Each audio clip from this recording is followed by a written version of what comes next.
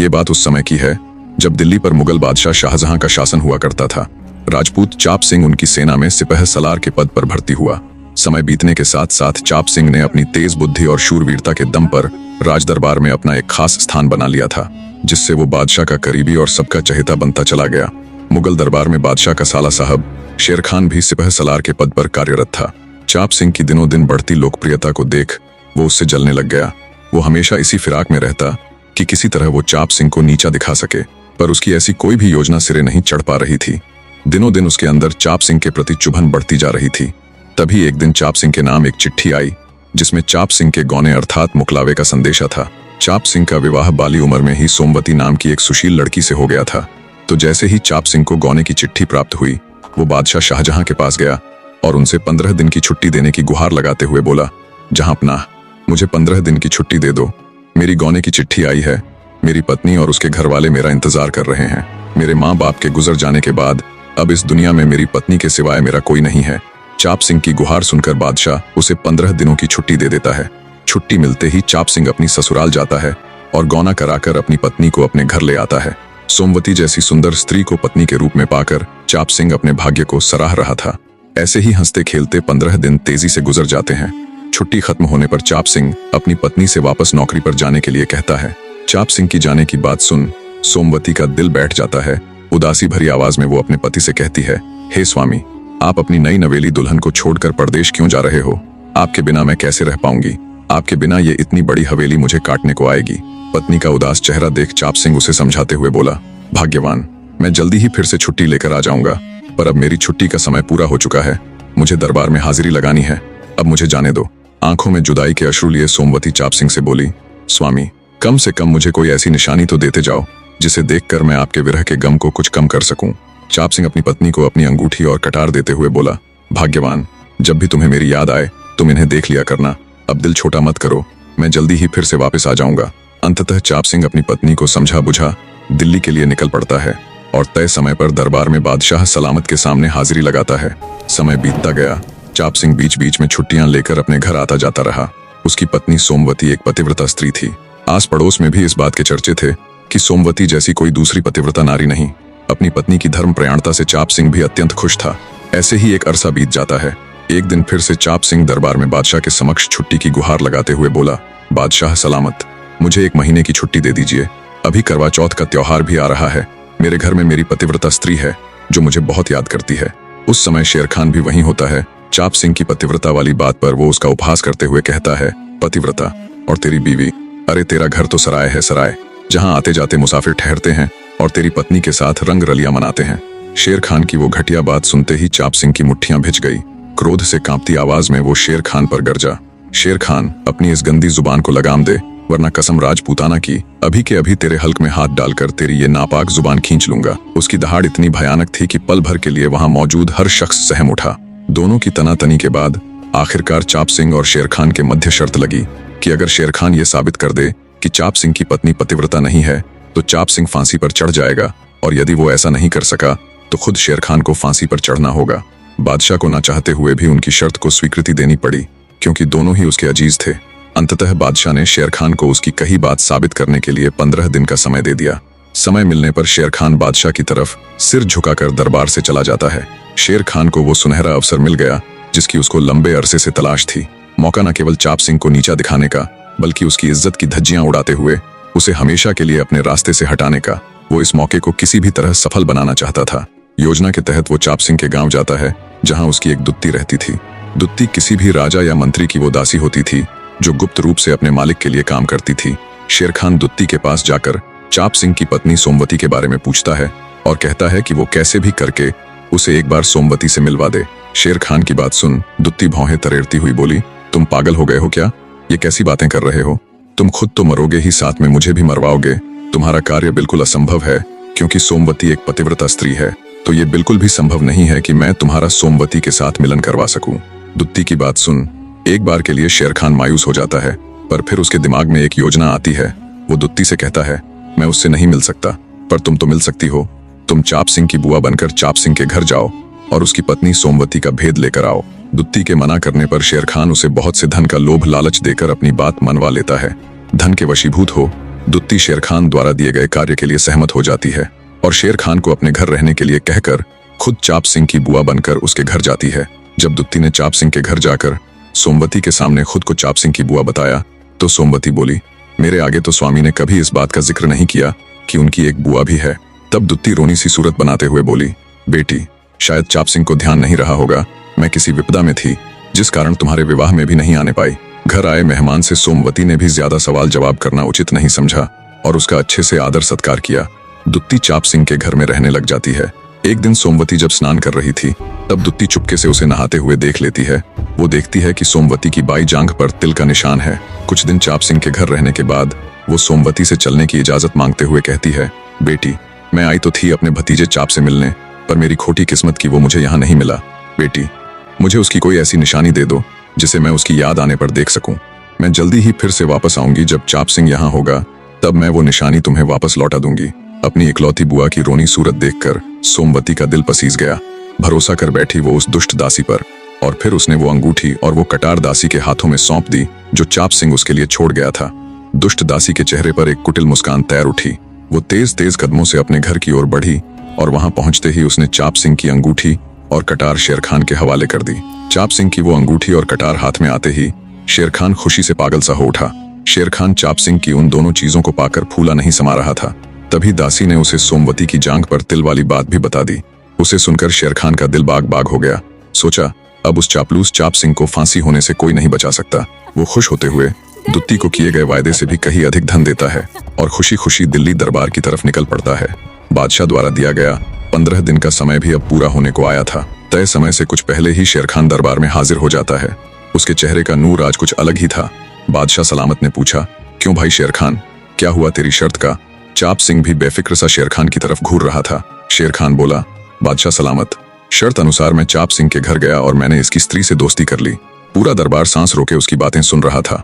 शेर खान ने आगे कहा, कुछ दिन वहां ठहरने के बाद जब मैं वापस लौटने लगा तो चाप सिंह की स्त्री ने खुद मुझे ये कटार और ये अंगूठी निशानी के तौर पर दी। इतना कहकर बीच दरबार में शेर खान ने चाप सिंह की अंगूठी और कटार सभी को दिखाई। शेर खान की चुभती हुई बातें और उसके हाथों में अपनी अंगूठी और कटार देखकर चाप सिंह सन्न खड़ा रह गया। उसके चेहरे का रंग उड़ चुका था। उसके पैरों नीचे से जैसे धरती खिसक गई थी। वो चाहकर भी यकीन नहीं कर पा रहा था कि उसकी सोमवती ऐसी हो सकती है। किसी तरह हिम्मत जुटाते हुए वो बोला, बादशाह सलामत, मैं स्वीकारता हूँ कि ये कटार और अंगूठी मेरी ही है, पर इससे ये तो साबित नहीं हो जाता कि मेरी पत्नी एक पतिव्रता स्त्री नहीं है और जो ये दुष्ट शेर खान कह रहा है वो सब सही है। आगे चाप सिंह शेर खान की तरफ देखता हुआ बोला, ये चीजें तो कोई चोर भी मेरे घर से चुरा सकता है। चाप सिंह की बात सुन शेर खान बोला, आलम पनाह। शायद चाप सिंह को ये बात हजम ही नहीं हो रही कि उसकी स्त्री एक दुष्चरित्र वाली नारी है। पर महाराज, अब मैं इस भरे दरबार में कुछ ऐसा बताऊंगा जिसके बाद कहने सुनने को बाकी कुछ बचेगा ही नहीं। और शेर खान चाप सिंह की तरफ देखते हुए बोला, मान लिया कि तुम्हारी कटार और अंगूठी कोई भी चुरा सकता है, पर एकांत के उन पलों में तुम्हारी स्त्री की बाई जांघ पर जो तिल मैंने देखा उसका क्या? ये शब्द सुनते ही चाप सिंह के शरीर में मानो बिजली सी दौड़ गई। वो पत्थर सा जड़वत खड़ा रह गया, मानो उसके शरीर से प्राण ही निकल चुके हों। वो अशक्त पत्थर की मूर्ति सा दरबार में खड़ा था, लेकिन उसके भीतर क्रोध का ज्वालामुखी धधक रहा था। उसका मन कर रहा था कि उसी क्षण सामने खड़े शेर खान की छाती चीर डाले, पर शर्त तो शर्त थी और एक सच्चा राजपूत अपनी जुबान से कभी पीछे नहीं हटता। बेचारा चाप सिंह घुटनों पर गिर गया, उसका सिर झुक गया, आंखों से अश्रु छलक उठे। वो बिना किसी प्रतिक्रिया के लगातार शून्य में निहार रहा था। आगे शेर खान उससे बोला, तुम्हें निरा बेवकूफ बनाकर उस 420 स्त्री ने तुम्हारी इज्जत की धज्जियां उड़ा दी।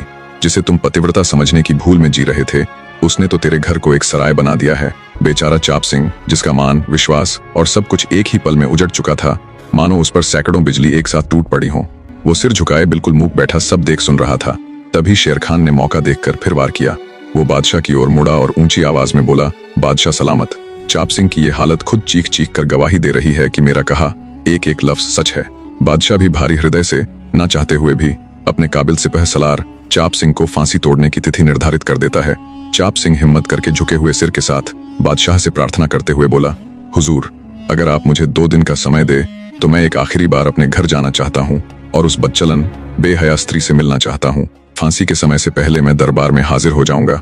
बादशाह चाप सिंह को इस शर्त पर मंजूरी दे देता है कि वो सोमवती को कोई नुकसान नहीं पहुंचाएगा। भारी और टूटे हृदय के साथ चाप सिंह घर की ओर चल पड़ा। जब वो घर के द्वार पर पहुंचा तो उसके आने की खबर पा सोमवती अत्यंत हर्षित होती हुई चाप सिंह के स्वागत में आरती की थाली लेकर द्वार पर आई। पर जैसे ही सोमवती आरते की थाल ले चाप सिंह के सम्मुख आई, गुस्से से भरे चाप सिंह ने आरते की थाल को ठोकर मारकर गिरा दिया। चाप सिंह के यूं थाल गिराने से सोमवती स्तब्ध रह गई और चाप सिंह से बोली, स्वामी, इतना गुस्सा किस बात का जो आपने आरते की थाल को यूं ठोकर मार दी? क्या मुझसे कोई खता हुई है जो आप इतने गुस्से से भरे हुए हैं? गुस्से की आग में धधकता हुआ चाप सिंह बोला, डूब के मर जा दुष्ट स्त्री। तू पतिव्रता और पाक साफ होने का ढोंग करती थी, जबकि असलियत में तू ऊपर से नीचे तक गंध की भरी हुई है। अरे हम राजपूत हैं, हर जगह हमारी इज्जत थी, पर तूने हमारी उस इज्जत की धज्जियां उड़ा के रख दी। मेरे इस घर को तूने कोठा बना दिया। कहाँ है मेरी दी हुई कटार और कहाँ है वो अंगूठी?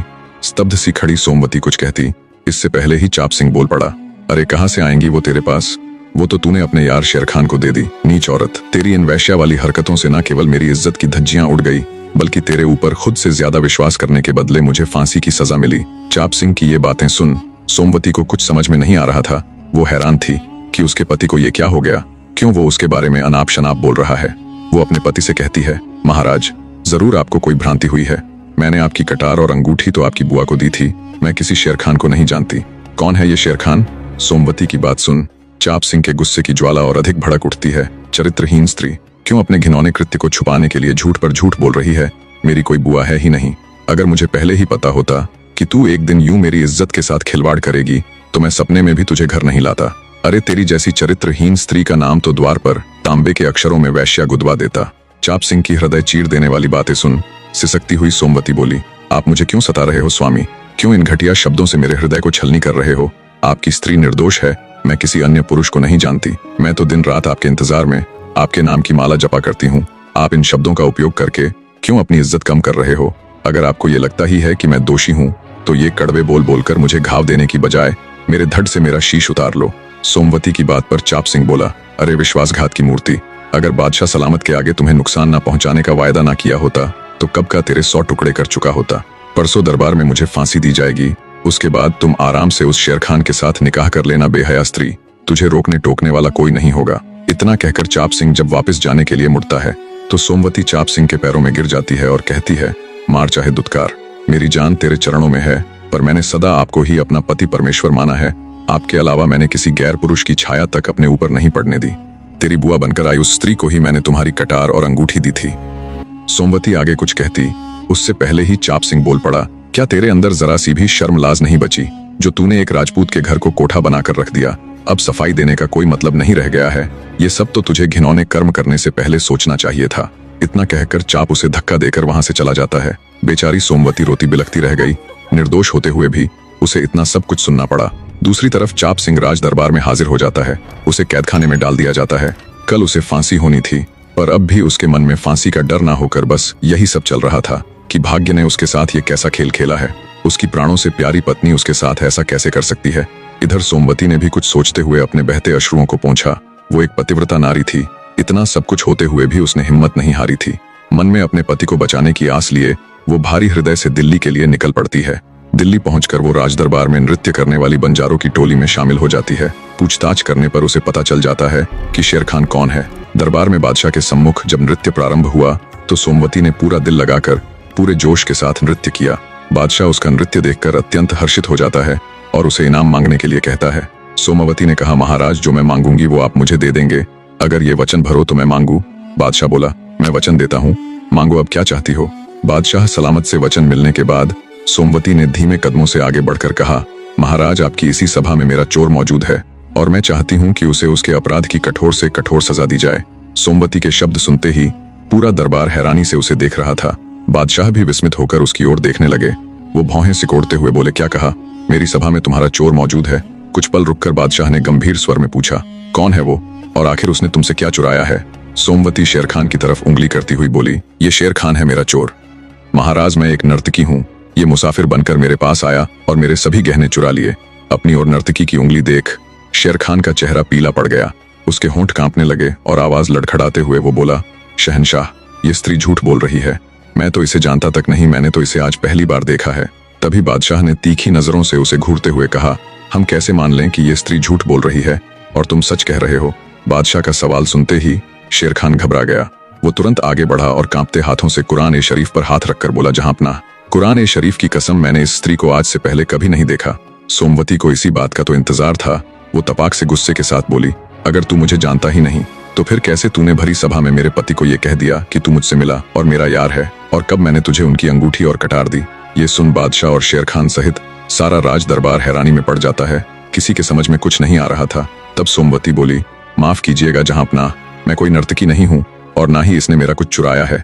मैं तो आपकी कैद में बंद चाप सिंह की धर्मपत्नी हूँ। अपने पति को बचाने के लिए मुझे ये झूठ बोलना पड़ा। शेर खान का पर्दाफाश हो चुका था।